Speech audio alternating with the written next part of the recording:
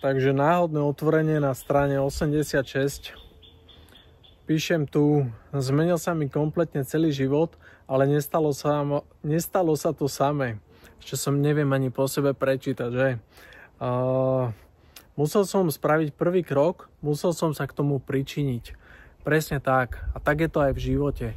My veľakrát chceme nejakú zmenu, ale my sme tí, ktorí musia urobiť ten prvý krok. Nemôžeme čakať, že niekto niečo spraví, niekomu niečo dojde. My musíme v prvom rade začať sami od seba. A aj o tomto je táto kniha.